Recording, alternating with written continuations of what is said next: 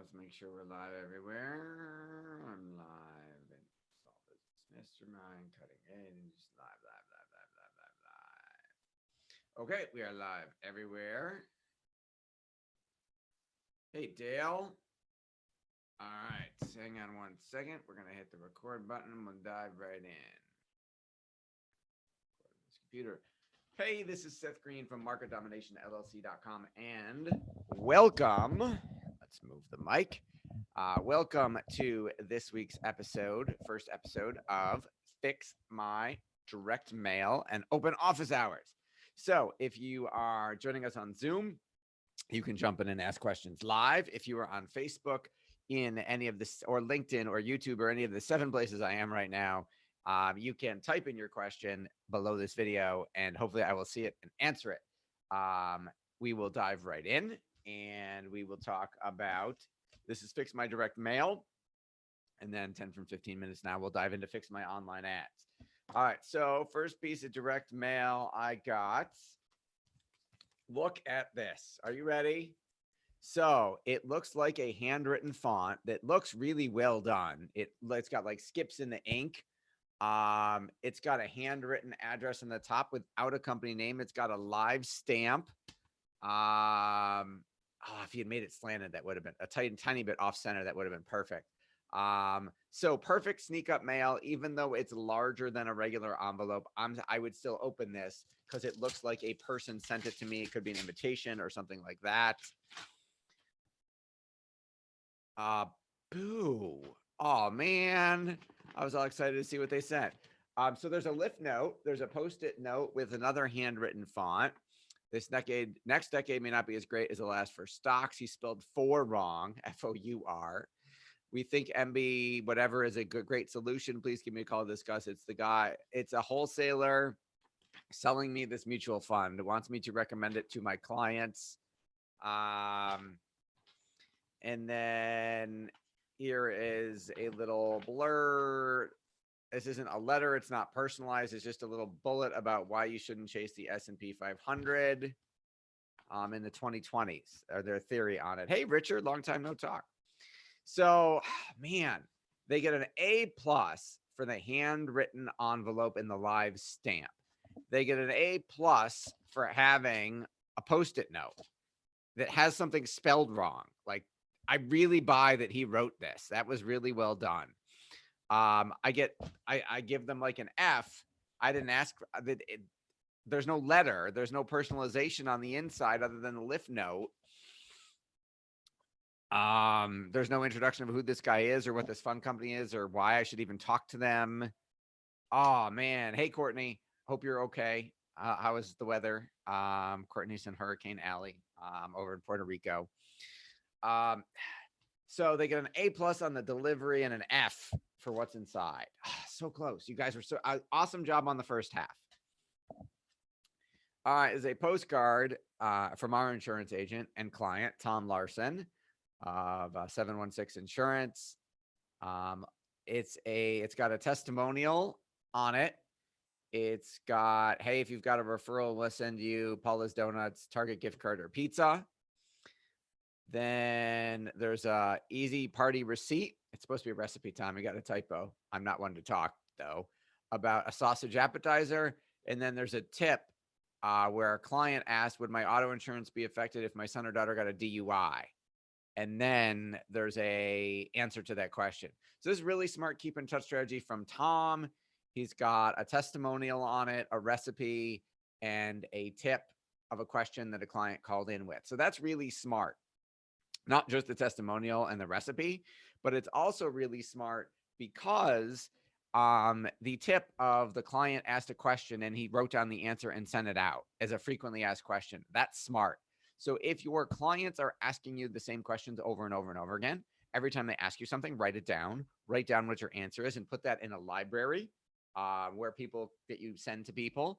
If it were up to me, Tom would record that on video if he hasn't already and put that on all Facebook, YouTube, LinkedIn, all his social media profiles, his website, so that everybody could see what the questions were and what the tips were, because that's going to start conversations with him and bring him more business and more referrals. But Tom, that's an awesome keep in touch strategy. Hey, Ron.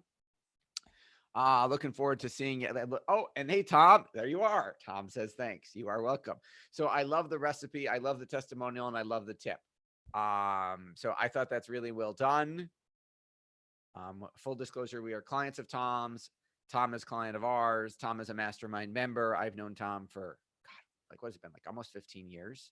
I may have known you longer than I've known my wife. But don't tell her that if she's not watching. All right. Courtney is okay. Awesome. Ron, Tom, Dale, looking forward to seeing you Friday, March 13th at our local mastermind. Your Tamara is here. Tammy, long time no talk. How are you? All right. Awesome. I love it when people show up.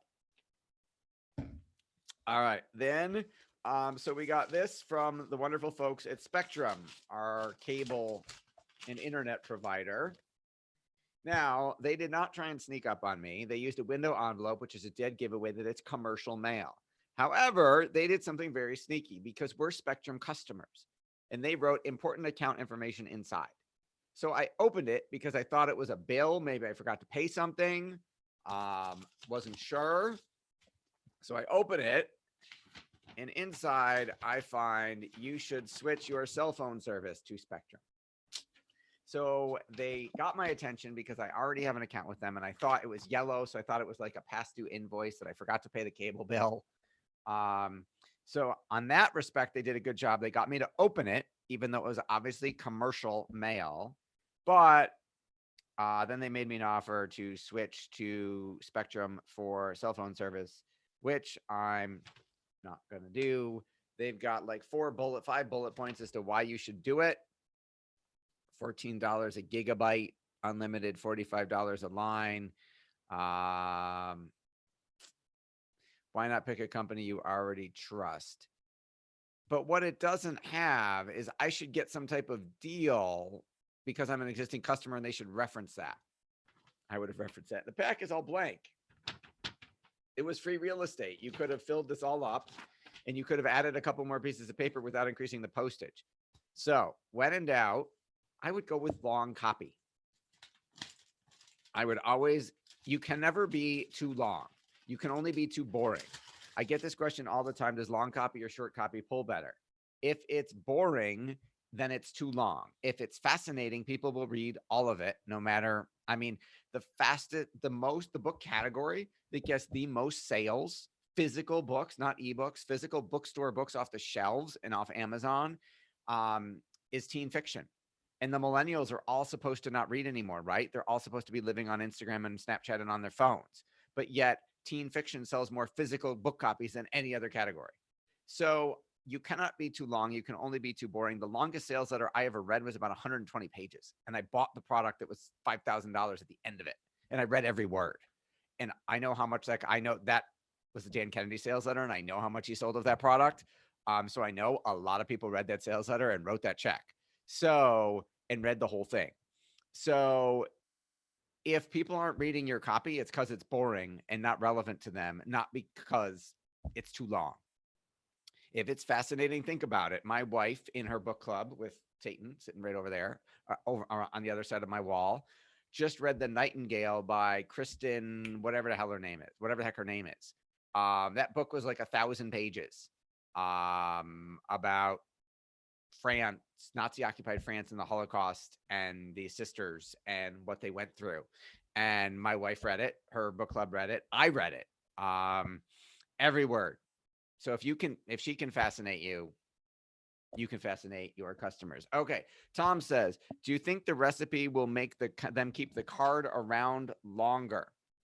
So here's what I would do. So that's an interesting thought. So you also do, which you turn me on to, Reminder Media, which is the bi-monthly magazine via snail mail to clients and prospects, which has tarot cards for them to keep. Now, I do inspirational quotes. I notice you usually do the recipes. What I would test, I'd love to see you test sending like a file box, like a $5 plastic file card box. You get a Target or Bed Bath & Beyond, Target or wherever, or Walmart, and send it to them and have your logo on it, like slap a label on it, Tom's recipe box, and tell them every month to save it. Now, will they save the recipe card? They might. The only issue is your website and your phone number aren't on here, Tom. and your return address is tiny. So I would make it bigger. And then my question would be, give them instructions to save the card. And then my other thought is, are you sending this just to clients, or are you also sending this to prospects? Hey, Chris. Oh, long time. Man, it's been years. How are you? I haven't seen you in forever. Hey, Linda. Good morning. Always happy to see you bright and early. All right. A couple more. All right. We'll do one more. Okay. So this is St. Matthew's Church. St. Matthew's Church is some of the most brilliant marketing I've ever seen. I give them money, even though I'm a Jew and will burn in flames, probably. No, just kidding. I'm not going to burst into flames for sending a church money, just to stay on their list. So this is a church by mail. There's no physical building. You don't go to mass every Sunday. You don't watch it on TV. It's not an evangelist preacher. You send money and take it on faith that they, whoever they are praying for you somewhere. It's a brilliant, they're selling air. Faith, hope, and air. It's absolutely brilliant. So this is their sales letter. You won't be able to see it. Can I put something behind it? This is their sales letter, which you can see has different color fonts, doodles, highlights, all kinds of crazy stuff in it to make it stand out and get it read. And they are sending you back the Biblical Seeds of Success Prosperity Plan, which is every month you're supposed to, or every week, you're supposed to rip one out, say what you're praying for, what you want them to pray for you for, and send them money. It's amazing.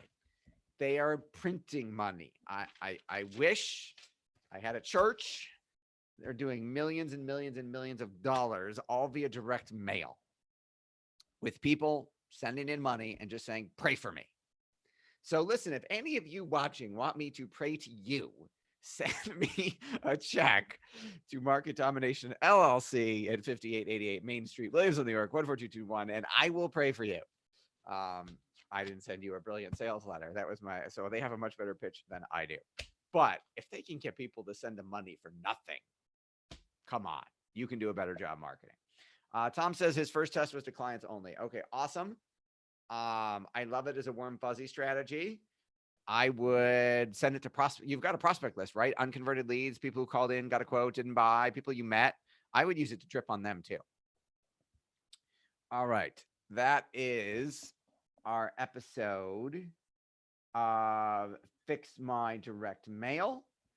If you'd like us to help you implement direct mail marketing or make it better in your business, go to marketdominationllc.com and fill out the form that's next to the video and request a strategy session, and we'll jump on a Zoom video chat and talk to you. Hang on one second. Welcome. This is Seth Greene of marketdominationllc.com, and here we are talking about Fix My Online Advertising today. So we're going to dive right in, and we're going to go through some interesting split tests we have been running on Facebook today. All right, so share. These are the first couple I'm going to show you are lead generation for financial advisors.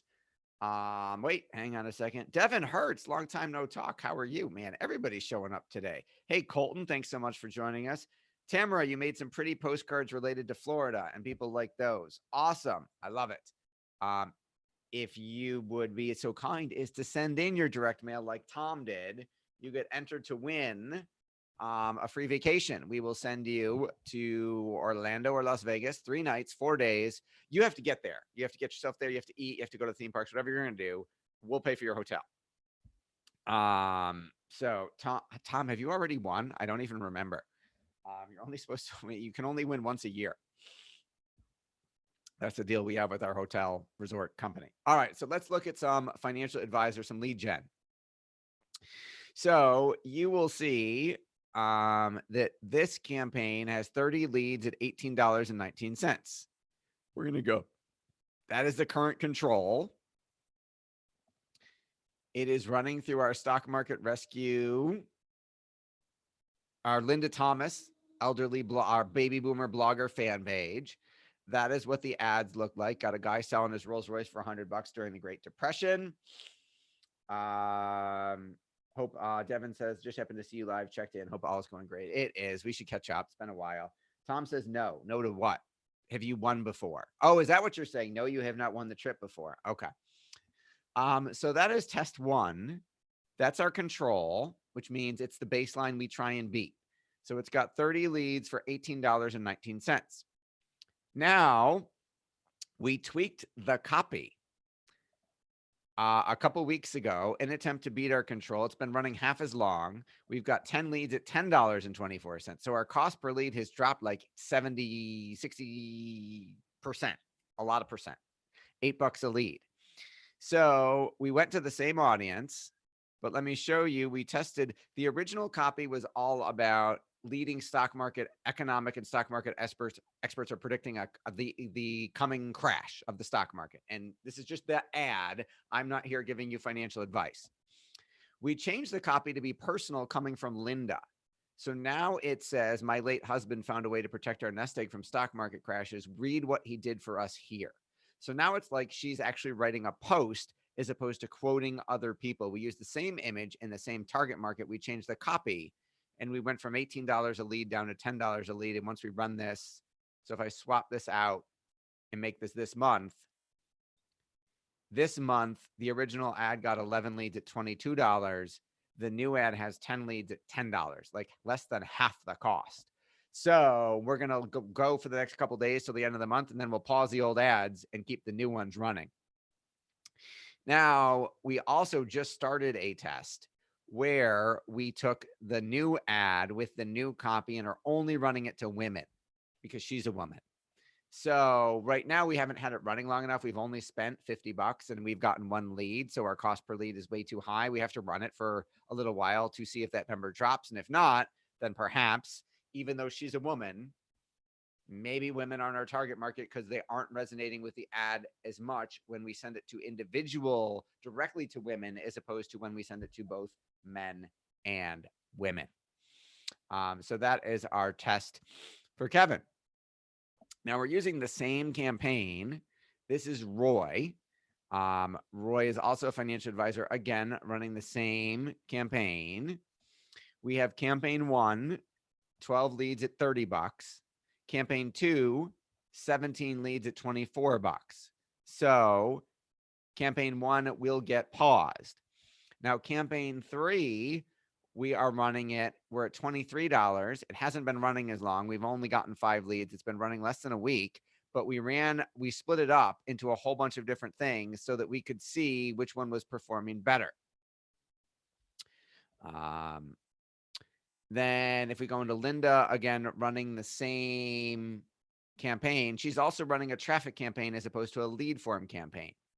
Her traffic campaign got a lead, but it was $87.06, which is way too much. So that gets paused. And now we see we've got 6, 9, and 9 for $21, $14, and $10. So the $21 one will get paused. And we'll run with the one at 10 and 14. And we'll see which one wins by the end of the month. So you've got to keep, whether you're split testing copy or images or gender or age or target markets, you have to keep running more and more split tests to find out, to optimize performance. Because even though these folks are all running the same ads, they're all in different cities. Linda's up in Washington State. Roy's in California. Kevin's in Louisville, Kentucky. Everything is different. Jeff is in Arizona. And you'll notice he had a lead where we were trying to narrow down the copy. So we ran in front of men, desktop and mobile, women, desktop and mobile. The only lead that came in was a man on mobile. And that ad was $57 a lead. And this is the original copy quoting the famous investors. But the other 4 tests, we spent $50, so it cost us a total of $200 for that lead. The other ones have 20 leads this month for about exactly the same, $15 a pop. So again, you've got to keep running split tests in order to find out which ones are going to work better in each individual market. Now, this is mine. This is my ad account. You will notice I ran an engagement video campaign on a video my wife and I did for her mommy blog, whinypalooza.com. And we got 102,000 engagements at 3/100th of a penny. We spent $35. Now, I'm just going to pull it up here because you've got to hang on. I want to show it to you. I hit the wrong thing. Hang on. Let me go into my wife's fan page. It's Whiny Palooza Parenting on Facebook. And if we let it come up, she just hit 10,000 page likes. Good job, honey. Hang on, it's loading. Bear with me. Hey, Scott. Hey, Aaron. Come on, wake up.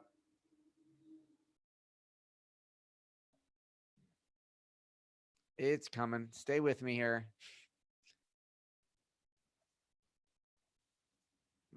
I'm trying to show you the insights. You will notice the poach reach, of 196,959. Video views, 103,000.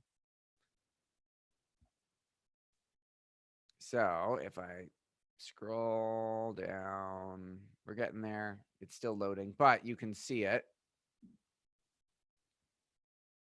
Which one will load faster? Page insights.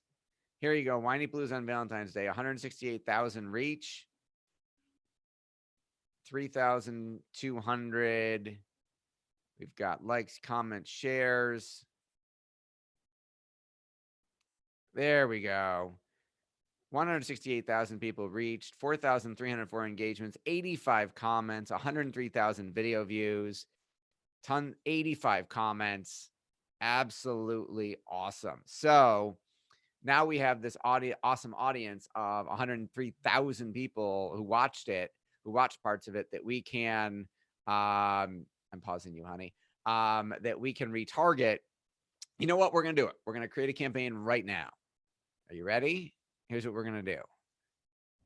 I'm going to create a campaign for my wonderful wife for her latest blog post, which I believe aired today. What is her blog post today? Today's Wednesday, right? Hasn't gone up yet. Okay. So I'll use last week. What was her? I can't use any of these pictures because it's too much text. I could do lessons in friendship, but we already promoted that one and we got 4,270 engagements. All right. So next week, you'll watch me create a campaign live where we run engagement ads on an existing post to the audience we have of her 100,000 people. As nobody else is, so Tom, you are our winner. Congratulations. I will email you your vacation. You do your free vacation. You are our prize winner. You just have to let me know. Do you want to go to Orlando or Las Vegas? Tom, are you still with me? Do you want to go to Orlando or Las Vegas? Tom is always traveling already. I'll see what Tom types in the chat box. All right. So if you'd like help with your online advertising, whether it is Facebook, Google, YouTube, LinkedIn, or any other place online, banner ads, display, you name it, go to marketdominationllc.com, watch the video, fill in the form next to the video to schedule a consultation, and we'll be happy to take a look at how we can help you fix your online ads. Thanks, everybody, for watching. We'll talk to you next time.